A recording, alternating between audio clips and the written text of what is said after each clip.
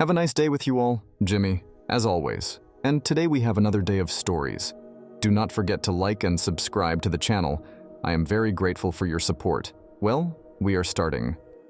First story today from the user, Strange Tadpole. Let's listen. My am married to my wife, 37F, for 11 years and together for 14. We have a beautiful 7-year-old daughter, and our marriage has been great without any major problems until last year. Last year, I learned that my wife cheated on me before our marriage. One of her friends became religious and confessed her actions to me, which had me confront my wife. She was shocked that I learned it and apologized profusely about her actions. However, she said, "It's not something important now because we have been going strong and have a family together." She told me I should come to terms with it since it happened 4 months into being exclusive, and she was an unwise girl out of college back then. My mind told me the same. It happened 14 years ago, and we are happy right now. I decided to forgive her and continue our usual life. Reality was not that great. My mental took a big hit. I realized it's not something that happened 14 years ago for me. The cheating happened for me when my wife confirmed it. I was less confident, could not have sleep with my wife. I just could not get an erection for her. This turned into feeling disgusted being around her. I even took a DNA and STD test secretly. Thankfully, our daughter is mine and I am clear of STD. Then a year of intense individual therapy started for me. I realized I needed to change somehow. I was not the same person I used to be. I also communicated my feelings to my wife, and after pushing a bit, we started going couples counseling too. However, at the end of everything, I decided to proceed with divorce. Here are my reasonings. She not only cheated back then, but lied to me for 14 years. She did not confess the action herself. Even though she apologized, she dismissed the fact by saying, "It's not important anymore." Young me was robbed of having a choice. Cheating was, and still is, one of the biggest deal breakers for me. If I knew it back then, I would have broke it off. I am happy with my life, and I am glad that our daughter came to world. She is the light that shines the brightest for me. One of the biggest reasons I keep living, but I still was robbed of a choice back then. I see and MC could not our problems and my feelings towards her. It also started affecting family life, which could affect our daughter. I think our daughter would be better off having us as co-parents instead of living in a broken family environment where consistent arguments are present. Sleep life is basically dead for me. We do have sleep, but I feel like those women on film or series that just lay and look at the ceiling, waiting it to be over. The only difference is that I am a man. I do not even want non-vulgar gestures anymore. Last week, I had a sit-down with my wife and explained everything I wrote here in detail, my feelings, reasonings, and some other private things. I have been talking to a lawyer for the last month, and papers are almost finalized. 50-on-50 custody, 50-on-50 assets, sharing, and as amicable as possible. I explained everything thoroughly and clearly to her. She freaked out and had a panic attack. We spent the night at ER. She is begging me to reconsider and not throw away 14 years. However, even though I would like to stay, it will result in us being roommates and a broken family environment for our daughter. Am I in the wrong here? Author update this story. Firstly, I want to thank everyone for their ideas and input about my situation. Some people reached out to me on Reddit chat to state their opinions, and we had long talks. They have been incredibly helpful, and I want to thank them especially. Some people asked if we went to counseling together. Yes, we have been visiting a counselor for over a year now on top of my individual therapy. I understand blowing up a marriage for something happened 14 years ago is not logical. However, my feelings towards my wife got even worse after counseling and therapy. It started with not being able to trust her, converted to not wanting sleep, then not wanting non-vulgar gestures. And finally, I am not even comfortable to be in the same space as her. We have been less than roommates in the last couple of months. I do not hate or resent her, but I just cannot shake off the feelings. I would say I forgave her, but it's not about forgiving anymore when there are no feelings in love. I do not want my daughter to grow up in such an environment. I know how hurtful it can be. I experienced a similar situation with my parents, only the genders reversed. Living in such an environment breaks you as a child and teen. I would have much preferred if my mother just divorced my dad instead of staying for my sake. These being said, I had a long talk with my wife this morning. She has not been eating much since visiting ER, and I am concerned for her well-being and safety.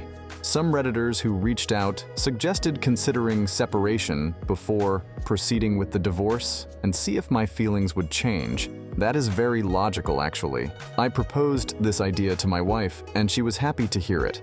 I have an upcoming business trip to Netherlands next week, and I am planning to extend my stay and stay with my sister once I am back. Wife abruptly suggested one-sided open marriage, and I can do what I want on that business trip if it'll save the relationship, make us even, and change my feelings. I rejected because it has nothing to do with that. Even if it changed something for me, it would devastate her knowing I cheated on her in the future. It's not something easy to get over and not an easy decision. That is all the update. We'll try separation for a while, and depending on the result, I'll make my decision. Thank you for all the help and opinions. The author has released the final update of this story. I have a short update about the situation. I got back from the trip and decided to divorce my wife in the end. The last straw was when my daughter told me I look more lively and happier after I came back. I realized I'm better off without my wife and just co-parenting our daughter with her. I still feel incredibly uncomfortable around my wife. My wife did not take the news well and is going down the spiral. I called Mill and FEL to have them take care of her. She caused some problems. She sent threatening messages to her friend who told me about the cheating. I had to beg her to not sue my wife as I want my daughter to have a mother present in her life. Though, she'll be probably taken to mental ward. She is not well. Last time I saw her, I felt scared looking at her eyes. Our daughter is with me now, and we've started the divorce process. My lawyer told me if my wife to be taken to mental ward, there is a good chance that I can get better than 50 or 50 custody. One should be happy hearing that, but I am just devastated how it'll affect our daughter. Many Redditors told in the comments that dating life after 30s as a man is not good, and I'll be probably forever alone as no one will want me. First thing is, I do not care. Our daughter is my first priority, and dating is the last thing I have in mind right now. Second thing is, I am confident in myself in every regard to finding friends and a partner. I think this sums up my update. I will be back maybe in a year, considering how long divorce process takes when it's not amicable. Thank you. That what I think about this story. It's really weird because everyone I have ever known who was reasonably functional and competent has had very little trouble finding love at any age. Sure, they might be single for a couple of years before finding someone who's a good fit, and that probably sounds like an eternity to the under 30 crowd. But it's okay to be single and just live your best life. User commented this story. I married young. I was with my ex from age 23 to 34. I was so happy to be single. I felt like I had done the marriage thing, and now I could just enjoy being alone for the rest of my life. I met someone about 18 months after my divorce. He turned out to be someone who is perfect for me in every way. I can't imagine life without him. We've been together 14 years now, and my first marriage seems like something really long ago and almost like it happened to someone else. I feel like my real life didn't start until I was 36. The second story will be from the user. TARDIS breaks Lefton, let's listen. My friend or roommate, male 30s, who we can call Kevin, has an 11-year-old daughter who we can call Rachel. For context purposes, she has no physical disabilities or bladder control issues. She doesn't live with us full-time, but she does come every other weekend and on some weekends for visitation. Every time she does, she's always expecting people to do a lot of stuff for her that she could do herself, such as my dad will carry my stuff or get my drinks or plate my food or give me some of his drink or food after I finished mine because he loves me. This came to the point where Kevin actually finally told her last night that she can stop coloring for long enough to get her own water. We live in a 2-bedroom apartment with 1 bathroom. When I, F20s, went in this morning to brush my teeth, Rachel came over and said she needed to use the bathroom. I told her to wait and that she can't try to kick me out every time she wants to pee. This was at least the 4th time she's done so. This weekend, Kevin tried to tell me that I should leave so that she can use the bathroom because using the toilet takes priority over everything else. To be clear, she came in while I was already in the process and not asking once she saw me. She waited for a maximum of 2.5 minutes. Once I was out, Kevin and I had a brief discussion in which he expressed that he felt it was inappropriate for me to make either him or Rachel wait when I was not physically using the toilet. My stance is that if someone is doing a short task, they are there first, and it is not an emergency. They should wait their turn. This seemed to be the common rule of shared bathrooms to me, but maybe I was wrong.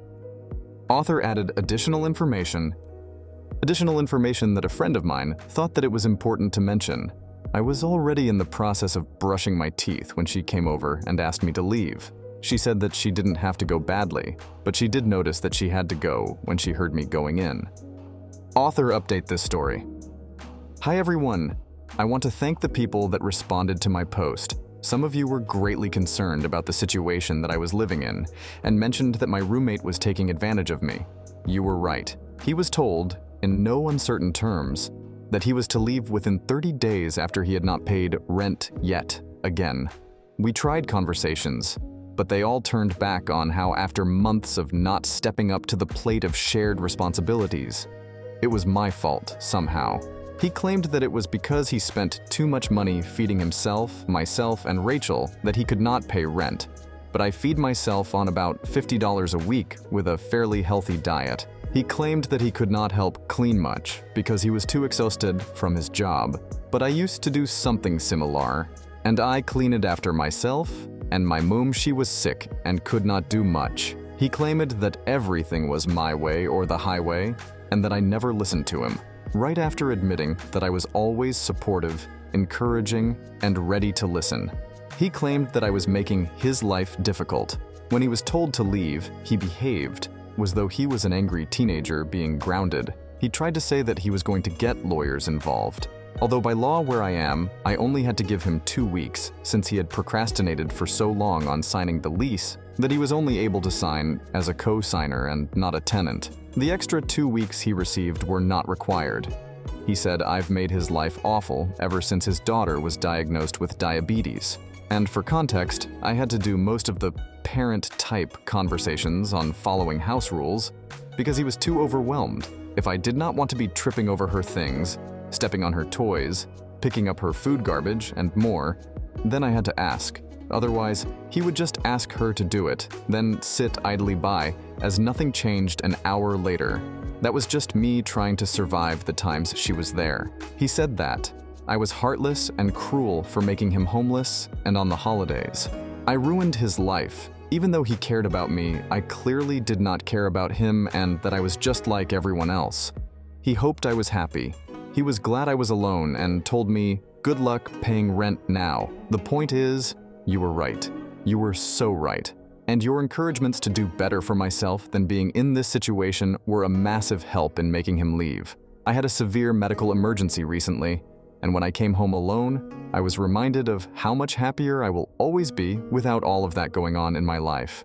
So thank you, all of you. You saw more of who he was in 5 minutes than I did in years of friendship.